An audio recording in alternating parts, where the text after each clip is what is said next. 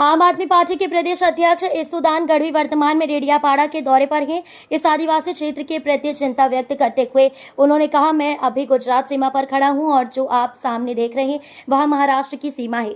हम अभी रेडियापाड़ा के सीमावर्ती इलाके में खड़े हैं। आज मुझे यहाँ पता चला कि यदि स्थानीय लोगों को प्रति माह 1500 से 2000 रुपये मिलते तो उन्हें रोजगार के लिए पलायन करने की आवश्यकता नहीं होती। उन्होंने आगे कहा, महाराष्ट्र का क्षेत्र हमारे ठीक सामने है। आप देख सकते हैं कि जो घर सामने दिख रहे हैं वे महाराष्ट्र में हैं।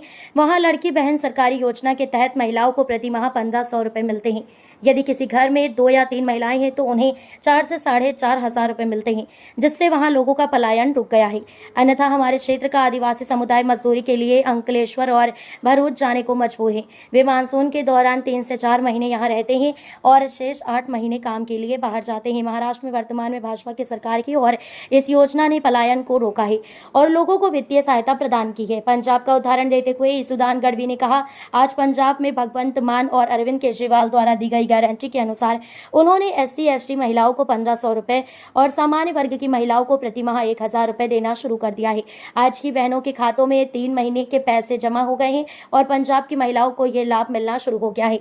गुजरात सरकार से अपील करते हुए उन्होंने कहा, गुजरात सरकार से मेरा अनुरोध है कि महाराष्ट्र में भी आपकी भाजपा सरकार की सीमा के एक तरफ रहने वाली महिला को सहायता मिलती है, जबकि गुजरात की तरफ रहने वाली महिला को नहीं, जो इन लोगों को पलायन करने के लिए मजबूर करती है।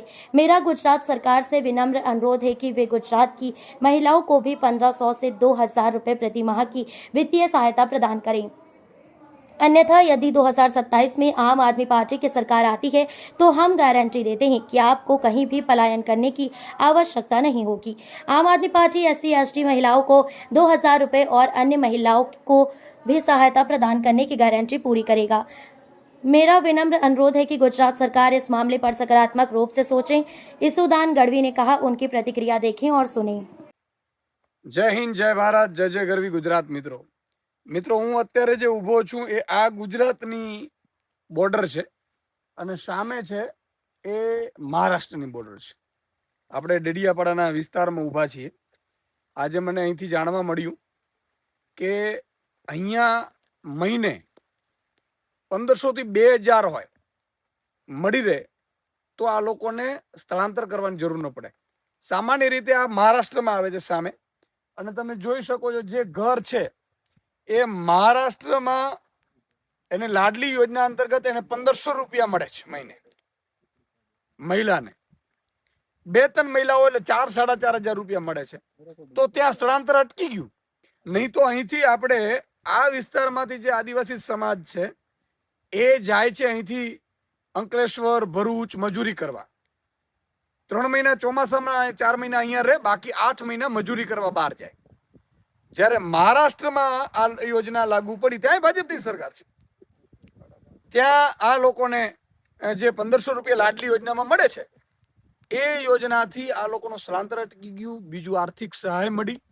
અને આજે પંજાબમાં પણ ભગવત માન અને અરવિંદ કેજરીવાલજીએ જે વચન આપ્યું હતું, ગેરંટી આપી છે કે SC/ST સમાજની બહેનોને 1500 રૂપિયા અને બાકીની મહિલાઓ જે જનરલ મહિલાઓ છે એને 3000 રૂપિયા 1000 રૂપિયા મહિને, એટલે 3000 ને 4500 3 મહિનાના ભેગા આજે જ જમા થયા। ત્યારે પંજાબની બહેનોને પણ આ લાભ મળવાનું શરૂ થયું। તો ગુજરાત સરકારને મારી વિનંતી છે કે આ મહારાષ્ટ્ર સરકાર તમારી જ ભાજપ સરકાર છે। એક અહીંયા ભાઈ રહે છે, એક અહીંયા ભાઈ રહે છે, એને મળે છે, અહીંયાને નથી મળતું, તો આ લોકોને સ્થળાંતર કરીને જવું પડશે। ગુજરાત સરકારને વિનંતી કરું છું કે ગુજરાતની બહેનોને પણ મહિને 1500-2000 રૂપિયા આપો। નહીં તો આમ આદમી પાર્ટીની 2027માં સરકાર બનશે તો ચોક્કસ મિત્રો અમે ખાતરી આપીએ છીએ કે તમારે ક્યાંય સ્થળાંતર કરવાની જરૂર નહીં પડે। જે પણ ST/SC સમાજની મહિલાઓ છે એને 1500-2000 અને જનરલ મહિલાઓ જે બાકી છે એમને 1000 રૂપિયા આપવાનું 2022માં આમ આદમી પાર્ટીએ ગેરંટી આપી હતી। પંજાબમાં તો પૂરી થઈ। ગુજરાત સરકાર આ અંગે વિચારે એવી મારી નમ્ર વિનંતી છે। જય જય ગરવી ગુજરાત।